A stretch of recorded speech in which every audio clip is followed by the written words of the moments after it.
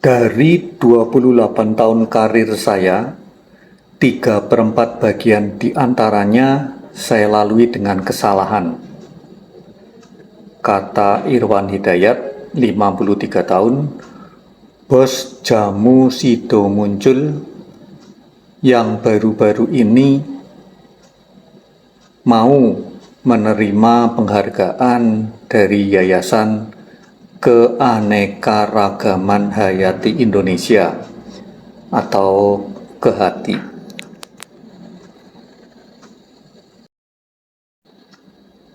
Dia mengungkapkan hal itu setahun lalu di salah satu sudut kota Semarang, Jawa Tengah, di suatu malam di Jalan Mataram, di warung kaki lima es Marem. Sang istri, Maria Sinta Eko Putri Sujarwo, sibuk memesan minuman kegemaran suami, es campur tape, kelapa muda, kolang-kaling, kacang, dan coklat.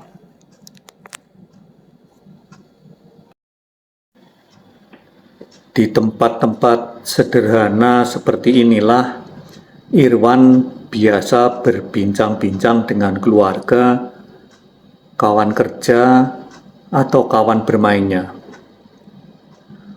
Dulu, saya bisa berjam-jam duduk-duduk di tempat seperti ini dari pukul 20. Sekarang paling cuma sampai pukul 23. Jelas pria kelahiran Yogyakarta, 23 April 1947.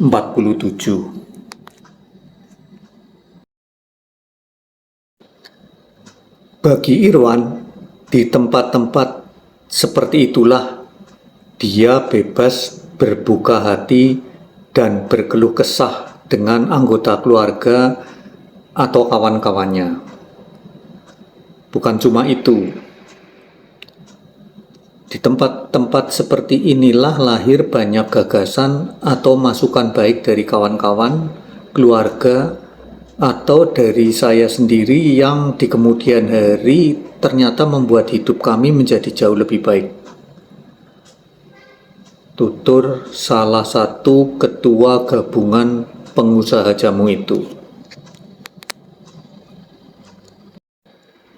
Gagasan tentang pendirian pabrik bahan baku jamu dan pabrik jamu, gagasan tentang berbagai kegiatan, tentang terobosan di industri jamu, tentang bus-bus mudik gratis buat para penjual jamu di Jakarta, tentang masa depan Indonesia ala para bakul jamu. Semua lahir di tempat-tempat sederhana seperti itu.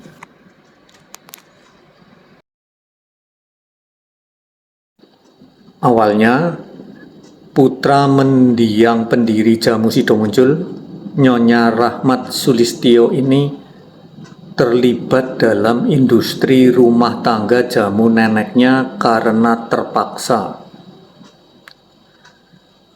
Lulus SMA nggak punya pekerjaan, ya sudah, numbuk jamu saja tiap hari. Rasanya bosan, ingin cepat meninggalkan pekerjaan itu. Jelas jebolan Fakultas Hukum Universitas Trisakti itu.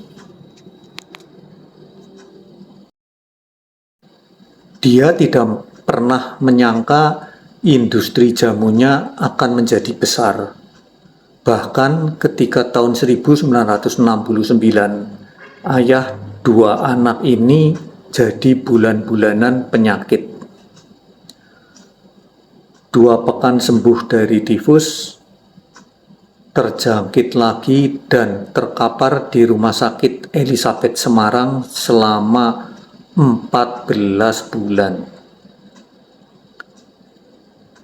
Berat badannya tinggal 32 kg dan masih harus melanjutkan istirahat di Rumah Sakit Telogorejo Semarang. Demamnya tinggi, disusul infeksi paru-paru, ginjal, darah tinggi, dan kencing manis. 8 bulan terbaring di rumah sakit Telogorjo membuat saya trauma melihat rumah sakit atau mendengar orang-orang membicarakan penyakit. Tetapi penderitaan inilah yang membuat saya berhenti merokok. Ujar Irwan yang dulu setiap harinya menghabiskan 6 bungkus rokok kretek itu.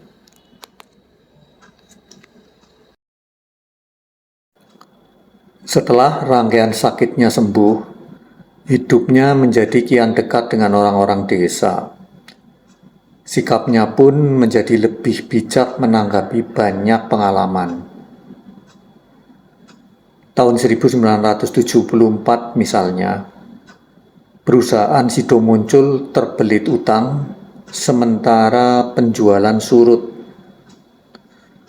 Pada saat-saat sulit seperti itulah ibunya justru setia bekerja keras dan berdoa mendampingi anak-anaknya mengelola perusahaan.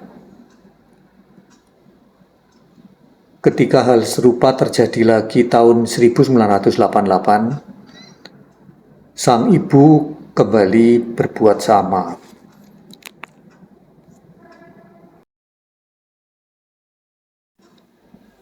Satu saat, Irwan dan saudara-saudaranya mendesak ibunya beristirahat dan tidak lagi bekerja. Tetapi, jawaban sang ibu, "Ya wis, yen aku wis ora mbok butuhake, urusono kono."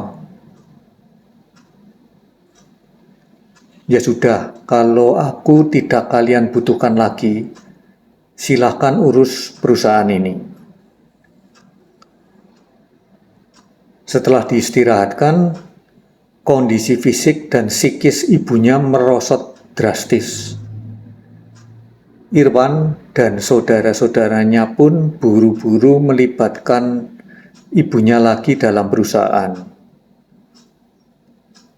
Saya baru sadar, ternyata orang menjadi sangat miskin ketika merasa tidak dicintai lagi, tidak dibutuhkan lagi, tidak berarti lagi.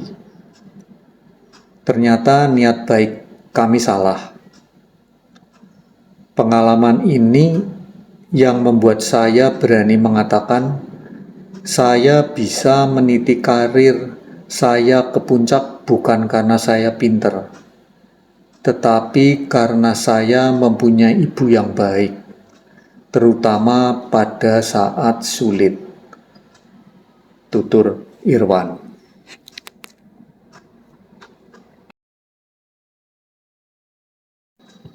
Pengalaman kehadiran ibunya pada saat-saat sulit membuat Irwan menetapkan kepada seluruh pengelola perusahaannya bahwa kehadiran pemimpin di saat-saat sulit wajib hukumnya.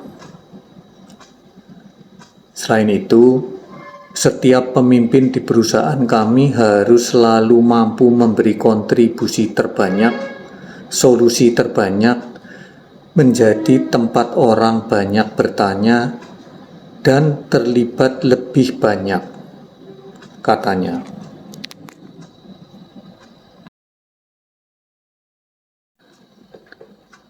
Dia mengatakan, di perusahaannya, untuk menjadi pemimpin, seseorang tak harus meniti jenjang karir ala pegawai negeri. Kalau ada orang baru di perusahaan yang bisa menunjukkan kelima hal tadi, dia bisa saja lompat jabatan meninggalkan seniornya, ucap Irwan.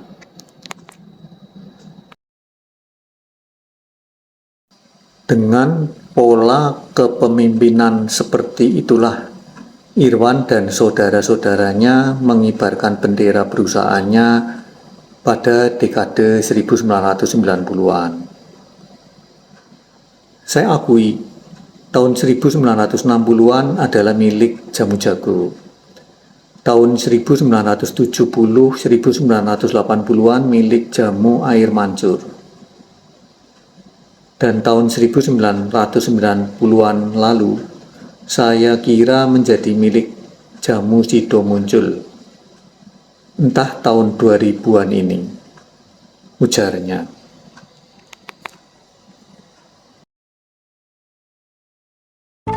Meski demikian, dia belum puas dengan industri jamu saat ini. Menurut dia, dibandingkan industri farmasi, industri jamu masih jauh tertinggal. Perhatian pemerintah pun masih minim dibanding misalnya perhatian terhadap industri batik. Kalau kemeja batik bisa dipakai para pemimpin negara, mengapa pemerintah tidak mencoba misalnya menjadikan jamu sebagai minuman kenegaraan? Tuturnya.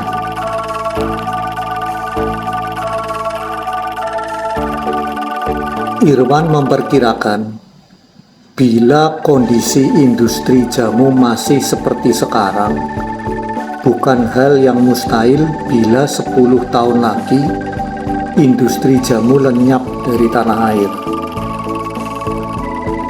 Bayangkan, kalau industri farmasi punya jaringan pabrik bahan baku, pendidikan formal, rumah sakit, pabrik farmasi, distribusi sampai pengecer atau apotek, maka industri jamu mengelola semuanya itu sendiri. Itu kita belum menghitung soal modal. Kalau industri farmasi bisa sangat besar modalnya karena adanya modal asing, industri jamu tidak, ujarnya.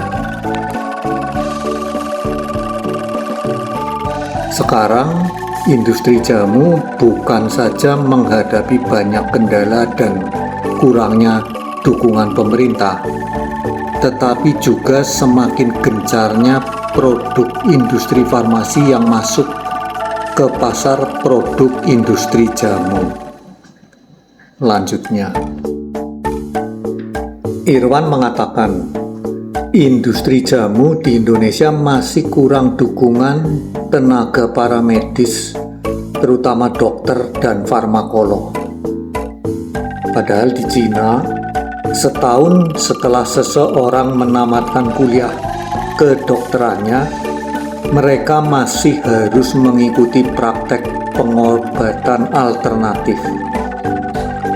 Jadi, tak heran bila banyak dokter di Cina menawarkan pengobatan alternatif selain pengobatan cara barat.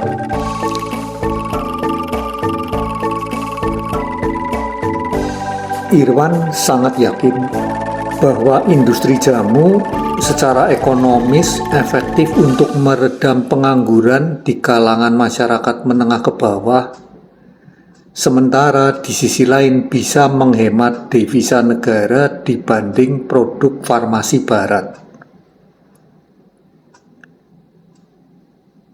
Saya jamin produk jamu legal secara medis pun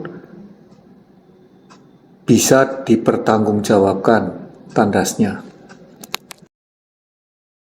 Saya ingin mendirikan klinik pengobatan terpadu di lokasi pabrik ini.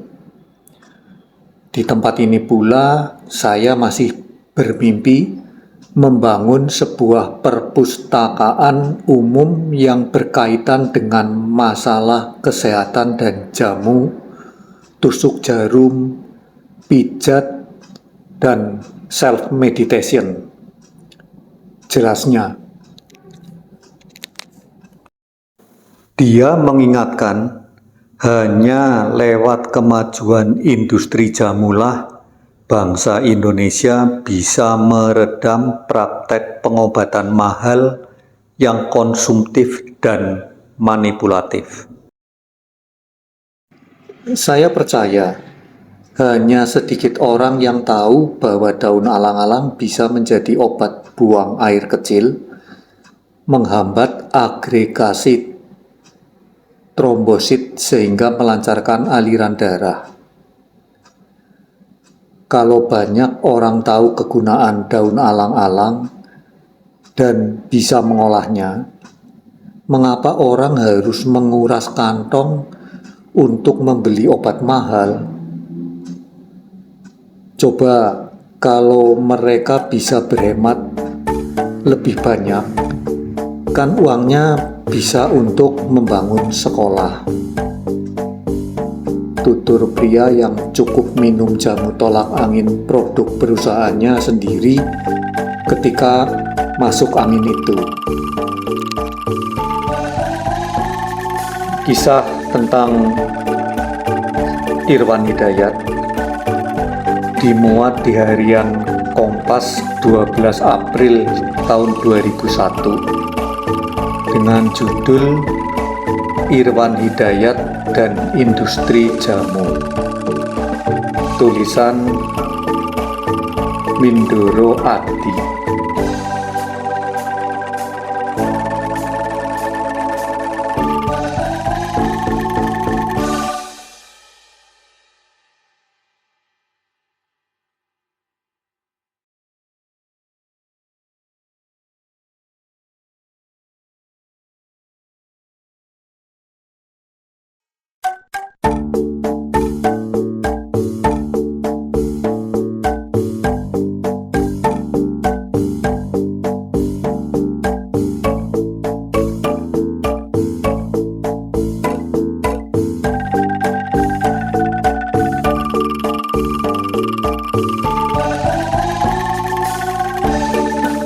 Kisah tentang Irwan Hidayat dimuat di harian Kompas 12 April tahun 2001 dengan judul Irwan Hidayat dan Industri Jamu.